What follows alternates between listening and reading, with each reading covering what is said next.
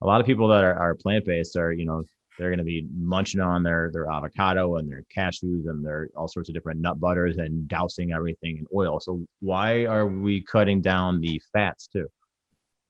Okay, so the reason that we're cutting down fat is because if you look in the research, what you'll find is that the question that we're trying to understand here, the top level question is, what makes insulin work well, right?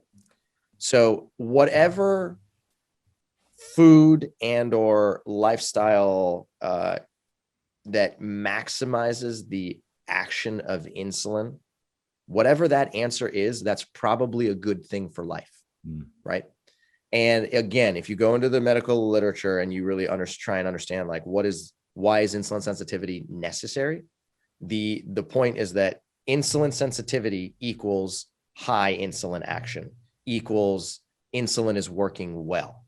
Okay. Insulin resistance is the opposite. Insulin resistance equals insulin resistance is not working well. Insulin is inefficient. And that is increasing your risk for chronic disease. Okay. So you're not living with diabetes, Joey. But still, even in someone like you, your insulin sensitivity matters. Right. So you want to become as insulin sensitive as possible for as much of your life as possible. And when you do that, you can decrease your risk for many chronic diseases. So what we have to do is try and figure out what makes insulin work well. And in order to answer that question, a simple way to think about it is, well, what makes insulin not work well? What's the exact opposite of insulin sensitivity, right? Are there specific foods? Are there specific components of foods that actually inhibit the action of insulin inside of your liver and muscle?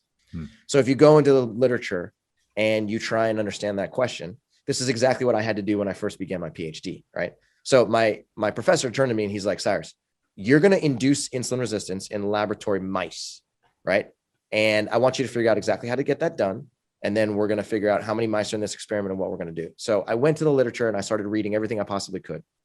And I went into it thinking, okay, well, I'm going to create insulin resistance. Therefore, I'm going to probably find papers that tell me that I'm going to feed these animals a lot of sugar or high fructose corn syrup or, other refined artificial sweeteners, whether it's glucose or fructose. And that's what I was expecting to find. But instead, I found the exact opposite. What I found was we created insulin resistance by feeding a diet high in saturated fat. Saturated fat, high lipid, high fat, high fat, high fat, high saturated fat. I kept on seeing this over and over and over again. And I was like, what? You're telling me that by feeding a high fat diet, you actually create insulin resistance? Well, that doesn't make sense. So then I delved into it a little bit more and started to tease out the mechanism. And it turns out that when you consume a significant amount of saturated fat, what ends up happening is that saturated fat is locked up in a triglyceride molecule. So the triglyceride molecule is basically a glycerol backbone with 3 fatty acids attached to it. Okay. So the triglyceride is the form of fat in the food that you eat, whether it's coming from the animal world or whether it's coming from the plant world. Okay. That's how most fat is stored. So you consume fat in the form of triglyceride. It travels down your esophagus. It gets inside of your stomach and then inside of your small intestine.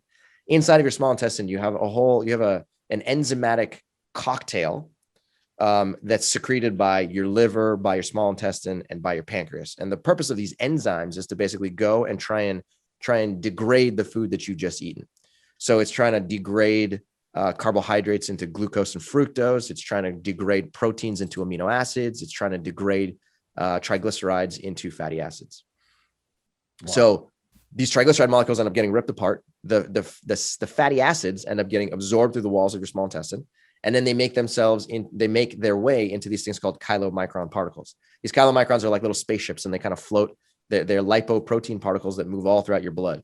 So they're in full circulation and their goal is to deliver these fatty acids to tissues. So the crux of this argument is that if you eat a saturated fat rich meal, the saturated fat ends up in the chylomicron particles. Now, if the chylomicrons were to deliver those saturated fatty acids only to your adipose tissue, your fat tissue, then everything would be fine. That is literally the safest place to put fatty acids in your body because it's a tissue that's specifically designed to absorb fatty acids when they're available in your diet, to hold on for them for long periods of time, and then to oxidize them or to export them when the time is right. But what ends up happening is that these fatty acids end up getting inside of your adipose tissue, which is a good thing. And then they also get inside of your liver and muscle. And your liver and muscle are designed to store very small quantities of total fat. And when you're consuming a fat-rich diet, then within a short period of time, the amount of fat that's stored inside of your liver and muscle starts to exceed its biological capacity. So at that moment, these tissues are like, oh gosh, what am I supposed to do? There's too much fatty acids coming in. I never asked for this stuff in the first place. It's exceeding my biological capacity to store it. So you have this net increase in lipid inside of cells in your liver, inside of cells in your muscle. And then as a result of that, these tissues basically say, hold on, let's try and block more energy from coming in. We want to try and block as much fat from coming in.